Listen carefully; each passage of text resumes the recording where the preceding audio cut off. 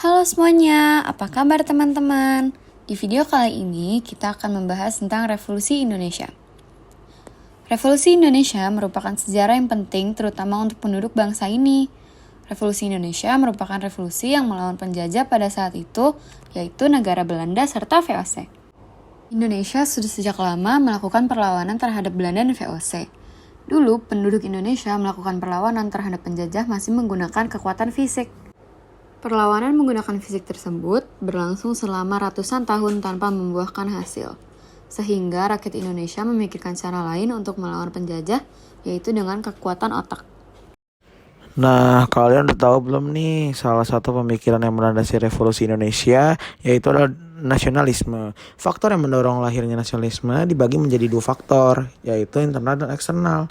Faktor internal terlahirnya nasionalisme di Indonesia adalah masyarakat Indonesia mempelajari sejarah bangsa mereka sendiri dan mengenang kejayaan masa lampau di masa kerajaan Sriwijaya, Majapahit, Demak, Mataram Islam yang menjadi sumber inspirasi untuk mencapai kemajuan, kemegahan, dan kemakmuran yang sama, serta adanya rasa penderitaan dan kesengsaraan yang sama akibat kolonialisme dan imperialisme asing.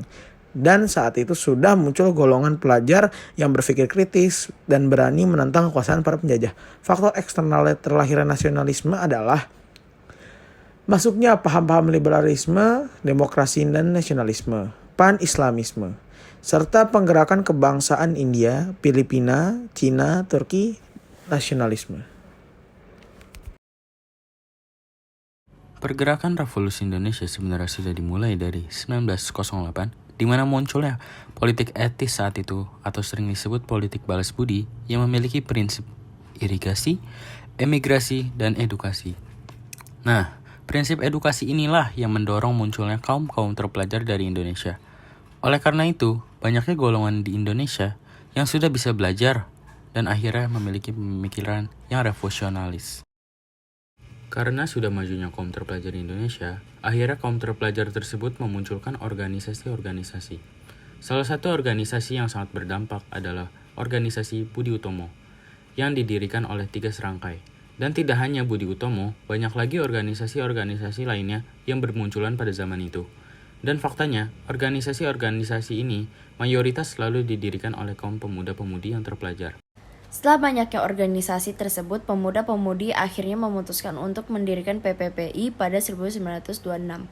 Persatuan Pelajar-Pelajar Indonesia yang mengumpulkan seluruh pelajar di Indonesia maupun pelajar di luar Indonesia. Organisasi ini sering membicarakan tentang ideologi, politik bernegara, dan hal lain.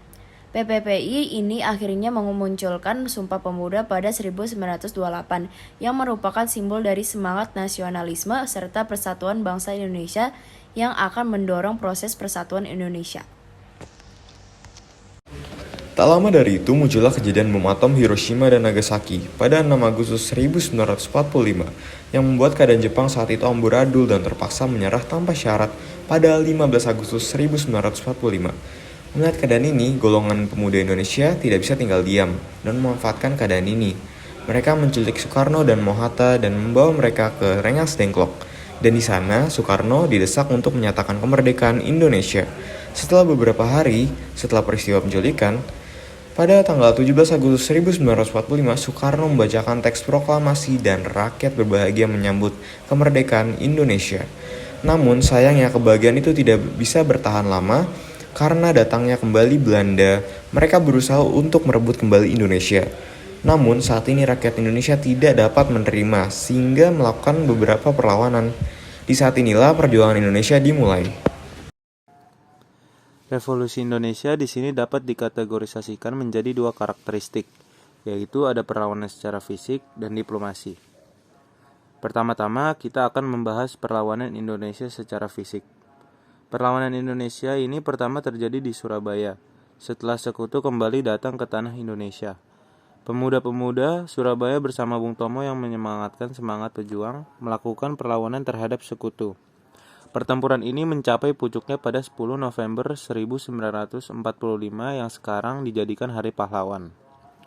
Selain itu, ada juga banyak daerah-daerah lain yang melakukan perlawanan secara fisik seperti 1. Pertempuran Ambarawa Magelang, 2. Bandung Lautan Api, 3. Pertempuran Medan Area, 4. Puputan Margarana, dan 5. Perjuangan bersenjata di Sulawesi. Nah, sekarang kita akan membahas tentang perlawanan Indonesia secara diplomasi ya. Perjanjian Linggarjati pada 15 November 1946, pertempuran yang terus-menerus terjadi antara pihak pemuda Indonesia dan Sekutu Nica menjadi perhatian dunia internasional. Atas prakarsa Inggris, Belanda dan RI mengadakan perundingan. Belanda menginginkan Indonesia menjadi negara persemakmuran Belanda melalui masa peralihan 10 tahun. Namun Indonesia menginginkan sebuah negara yang berdaulat penuh atas wilayah bekas jajahan Belanda. Usulan pihak RI ini ditolak Belanda. Untuk menyelesaikan ketegangan Indonesia-Belanda ini, pada tanggal 14 Oktober 1946 diadakan perundingan di Linggarjati. Pihak Indonesia dipimpin oleh Sultan Syahir, pihak Belanda oleh Wim Schermerhorn dan H.J. Van Mook. Inggris diwakili oleh Lord Killarney sebagai penengah. Isi pokok perjanjian Linggarjati yaitu 1. Pemerintah Belanda mengakui kekuasaan de facto RI atas Sumatera, Jawa, dan Madura. Belanda sudah harus meninggalkan daerah de facto paling lambat 1 Januari 1949. 2. Akan dibentuknya negara Indonesia Serikat yang meliputi seluruh wilayah Hindia Belanda. 3. Akan dibentuk Uni Indonesia Belanda yang diketuai oleh Belanda.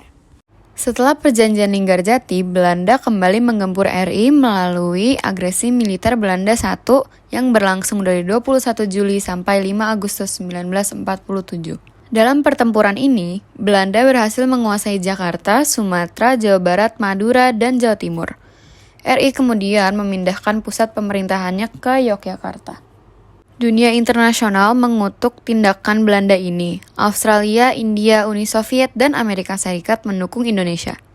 Isi pokok perjanjian Renville adalah 1.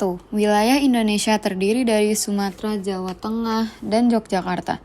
Daerah yang diduduki Belanda melalui agresinya diakui oleh pihak RI sampai dengan diadakan plebisit atau penentuan pendapat untuk menentukan aspirasi rakyat di daerah itu apakah berhasrat bergabung dengan RI ataukah tidak. 2. Pihak RI menyetujui dibentuknya Uni Indonesia Belanda. 3. Pemerintah RI bersedia menarik semua pasukan dari daerah-daerah kantong gerilya di daerah-daerah yang diduduki Belanda dan masuk ke wilayah RI. Perjanjian Romroyen. Pada tanggal 19 Desember 1948 sampai dengan Juli 1949, Belanda kembali menyerang pihak Republik Indonesia melalui agresi militer Belanda II. Dan dalam agresi militer II ini, Belanda berhasil menguasai ibu kota Republik Indonesia di Yogyakarta. Akibat serangan ini, pihak internasional melakukan tekanan kepada Belanda, Amerika Serikat bahkan mengancam akan menghentikan bantuan Marshall Plan kepada Belanda. Pada tanggal 28 Januari 1949, Dewan Keamanan PBB mengeluarkan resolusinya. Salah satu isinya adalah mengubah KTN menjadi Komisi Perserikatan Bangsa-Bangsa untuk Indonesia, United Nations Commission for Indonesia, UNCE. Tugasnya adalah membantu kelancaran perundingan mengurus pengembalian kekuasaan Republik Indonesia, mengamati pemilihan umum, dan berhak mengajukan usul untuk penyelesaian konflik. Pada tanggal 7 Mei 1949, disepakatilah perjanjian Romroyen yang isinya 1. Penghentian tembak-menembak, 2. Kembalinya pemerintah Republik Indonesia ke Yogyakarta, 3. Akan diselenggarakannya konferensi meja bundar. Untuk mempersiapkan diri menghadapi konferensi meja bundar, Indonesia melaksanakan konferensi inter-Indonesia. Konferensi ini dilakukan antara RI dengan organisasi negara-negara bagian. KLL ini berlangsung 2 kali. Konferensi pertama pada tanggal 19 sampai 22 Juli 1949 yang diadakan di Yogyakarta dipimpin oleh Muhammad Hatta, dan konferensi kedua pada tanggal 30 Juli sampai 2 Agustus 1949 di Jakarta dipimpin oleh Sultan Hamid II. Dapat disimpulkan antara lainnya: 1. BFO mendukung tuntutan RI agar pengakuan kedaulatan dilakukan tanpa ada ikatan politik maupun ekonomi dengan Belanda. 2. RI dan BFO membentuk komite persiapan dalam mengkoordinasikan kegiatan sebelum dan setelah KMB berlangsung. 3. Negara Indonesia Serikat berganti nama menjadi Republik Indonesia Serikat. Konferensi Meja Bundar atau KMB 23 Agustus sampai 2 November 1949. menindaklanjuti perundingan Rumruijen, maka pada tanggal 23 Agustus dimulailah Konferensi Meja Bundar atau KMB. Perundingan berakhir pada tanggal 2 November 1949 dengan tercapainya kata sepakat 1. Kerajaan Belanda mengakui kedaulatan RIS secara penuh dan tanpa syarat. 2. Pelaksanaan penyerahan kedaulatan akan dilakukan paling lambat tanggal 30 Desember 1949. 3. Masalah Irian Barat akan dibicarakan lagi 1 tahun setelah penyerahan kedaulatan kepada RIS. 4. RIS dan Kerajaan Belanda terikat dalam suatu Uni Indonesia Belanda berdasarkan kerajaan sama sukarela dan sederajat. 5. RIS mengembalikan hak milik Belanda dan memberikan hak konsensi dan izin baru untuk perusahaan-perusahaan Belanda. 6. RIS harus membayar semua utang Belanda yang ada sejak tahun 1942. 7. Kapal-kapal perang Belanda akan ditarik dari Indonesia dan beberapa konvert akan diserahkan kepada RIS.